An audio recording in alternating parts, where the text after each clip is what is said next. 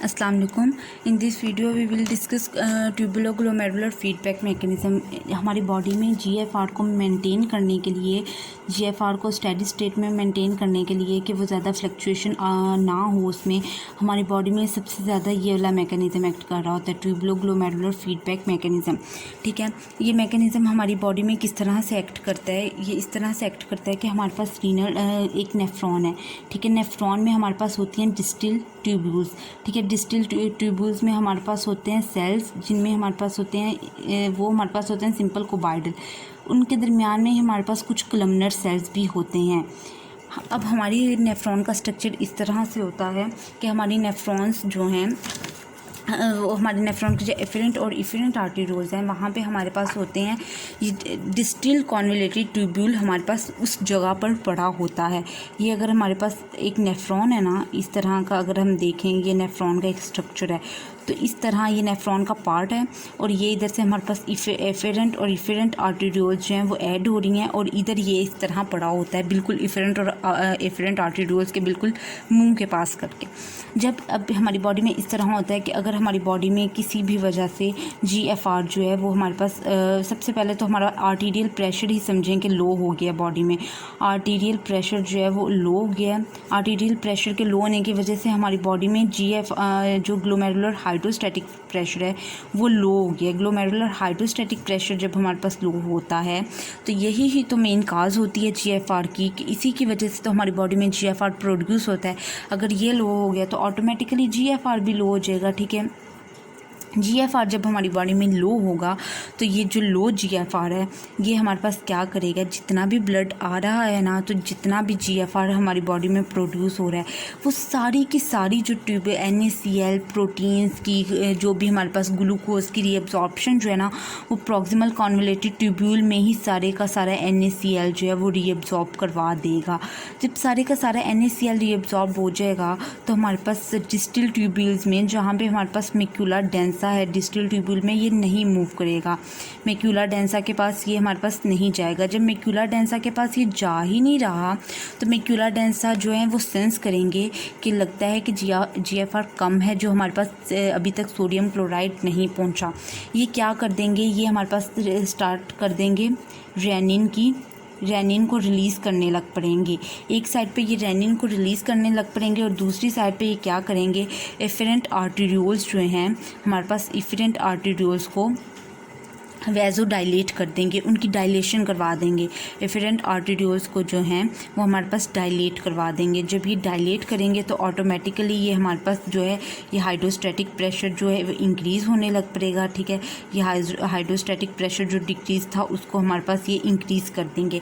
जब rennin release होगा तो आगे से वो जाके हमारे पास एंजियोटेंसिन 2 को प्रोड्यूस करेगा। एंजियोटेंसिन 2 जब हमारे पास प्रोड्यूस होगा तो वो ज़्यादा से ज़्यादा एफरेंट आर्टेरियोल्स को कॉन्स्ट्रिक्ट करेगा। एफरेंट आर्टेरियोल की कॉन्स्ट्रिक्शन होगी तो हमारे पास, मैंने आपको पहले भी बताया था कि ब्लड जो है वो उसको बाहर निकलने का रास्ता नहीं मिलेगा। जब ब्लड बाहर नहीं निकलेगा तो ज़्यादा से ज़्यादा जो जीएफआर है वो इंक्रीज़ करेगा। जीएफआर इंक्रीज़ करेगा तो वो ज़्यादा से ज़्यादा हमारे पास फिर होगी फ्लूइड्स जो हैं वो ज़्यादा से ज़्यादा रीअब्सॉर्ब होंगे।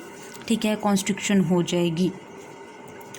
अब जब ये हमारे पास कॉन्स्ट्रिक्शन होगी, एक तो ये हमारे पास मैकेनिज़्म हो गया, इसको हम कहते हैं ट्यूबुलोग्लोमेरुलर फीडबैक मैकेनिज़्म के ब्लड में हमारे पास आर्टेरियल प्रेशर जो है वो लो है। आर्टेरियल प्रेशर की वजह से हमारा ग्लोमेरुलर हाइड्रोस्टैटिक प्रेशर लो है, जिसकी वजह से हमारा जीएफआर डिक्रीज़ कर दिया और जीएफआर के डिक्रीज़ होने की वजह से हमारी प्रॉक्सिमल कॉन्वोल्यूटेड ट्यूब्यूल्स में स्लूट्स बहुत ज़्यादा रीअब्सॉर्ब हो गए और डिस्टल कॉन्वोल्यूटेड ट्यूब्यूल्स तक हमारे स्लूट्स नहीं पहुँचे। ये और फिर हमारे पास रेनिन रिलीज़ हुआ, एंजियोटेंसिन 2 बना है जिसने हमारे पास एफरेंट कॉन्स्ट्रक्शन करवाई है और एफरेंट आर्टेरियोल्स वैसोडाइलेट कर गए हैं। ये सारे ऑटोमेटिकली हमारे पास जाके ग्लोमेरुलर हाइड्रोस्टैटिक प्रेशर को इंक्रीज़ कर देते हैं। इसी तरह हमारी बॉडी में एक होता है मायोजेनिक रिफ्लेक्स। जो मायोजेनिक रिफ्लेक्स है वो भी कुछ इस तरह का है कि मायोजेनिक रिफ्लेक्स में हमारे पास ऐसा होता है कि जब हमारे पास बहुत ज़्यादा ब्लड जो है, जैसे किसी बंदे को हाइपरटेंशन है तो उसके बहुत ज़्यादा ब्लड उसकी कैपिलरीज से बहुत ज़्यादा प्रेशर के साथ पास किया, वो प्रेशर जो है जैसे वो प्रेशर के साथ पास करेगा तो उसके जो और कैपिलरीज हैं वो डायलेट हो जाएंगी, उनके पे प्रेशर पड़ेगा, प्रेशर की वजह से जब वो डायलेट होंगी तो हमारे पास जो ज़्यादा से ज़्यादा एक्स्ट्रा सेलुलर कैल्शियम बाहर पड़ा हुआ है वो ज़्यादा से ज़्यादा इनके अंदर मूव करेगा। जब कैल्शियम ज़्यादा से ज़्यादा इनके अंदर मूव करेगा तो वो ऑटोमेटिकली कॉन्ट्रैक्शन करवाएगा। ये हमारे पास स्मूथ मसल्स की कॉन्ट्रैक्शन में हमने ये सारा स्मूथ और स्केलेटल मसल्स की कॉन्ट्रैक्शन में ये सारा प्रोसेस पढ़ा था कि कैल्शियम किस तरह हमारे पास कॉन्स्ट्रक्शन करवाता है। इस तरह ये भी अल्लाह ताला ने एक प्रोटेक्टिव मैकेनिज़्म रखा हुआ है, वरना अगर ये मैकेनिज़्म ना हो तो कैपिलरीज हाइपरटेंशन तो फिर हमारी कैपिलरीज को बिल्कुल ही बहुत ज़्यादा डायलेट करके इवन के इतना डायलेट कर दे के खुदा ना खासा वो रप्चर हो जाए। इस तरह से ये हमारे पास मायोजेनिक रिफ्लेक्स जो है ये कैल्शियम की एंट्री करवाता है, जिसकी वजह से उनकी कॉन्ट्रैक्शन होती है। कॉन्ट्रैक्शन होने की वजह से फिर हमारे पास वो दोबारा अपनी प्रीवियस पोजीशन में आ जाती हैं और हाइपरटेंशन को प्रिवेंट करती हैं। अब अगर इसके साथ ही हम डिस्कस कर लेते हैं कि अगर एक बंदा है उसने हमारे पास लिया हाई प्रोटीन डाइट ले लिया। हाई प्रोटीन डाइट में हमारे पास क्या है कि उसके पास बहुत ज़्यादा उसके अमाइनो एसिड बहुत ज़्यादा हाई हो गए हैं। जब अमाइनो एसिड्स हाई होंगे तो अमाइनो एसिड्स जो हैं, अब हमें पता है कि अमाइनो एसिड्स ग्लूकोज ये सारे हमारे पास प्रॉक्सिमल कॉन्वोलेटेड ट्यूब्यूल्स में रीअब्सॉर्ब होते हैं। ठीक है, प्रॉक्सिमल कॉन्वोलेटेड ट्यूब्यूल में जब इनकी रीअब्सॉर्प्शन होती है तो अल्लाह ताला ने एक मैकेनिज़्म रखा हुआ है कि ये वाटर को भी अपने साथ ही रीअब्सॉर्ब करवा लेते हैं। ठीक है, जब ये अमाइनो एसिड ज़्यादा से ज़्यादा पीसीटी में रीअब्सॉर्ब होंगे तो ये क्या करेंगे कि ये NaCl और वाटर को भी अपने साथ ही रीअब्सॉर्ब करवा लेंगे। NaCl प्लस वाटर जो है ये अमाइनो एसिड के साथ रीअब्सॉर्ब होता है।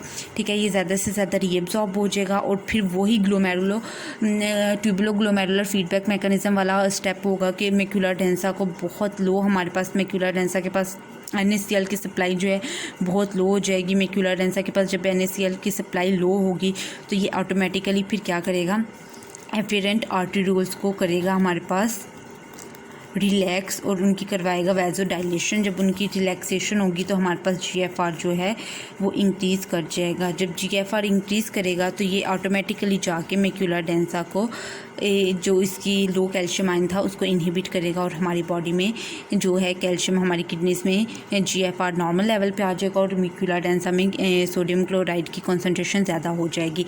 सेम टू सेम यही मैकेनिज़्म ग्लूकोज के साथ भी होता है कि अगर कोई बंदे ने बहुत ज़्यादा हाई कार्बोहाइड्रेट डाइट ले लिया है और ग्लूकोज ले लिया तो उसकी बॉडी में भी सेम टू सेम ये वाला सारा मैकेनिज़्म होगा। ये हमारे पास सारा था ये वाला प्रोसेस और ये सब कुछ गाइडेन में चैप्टर नंबर 27 में है। Thank you so much.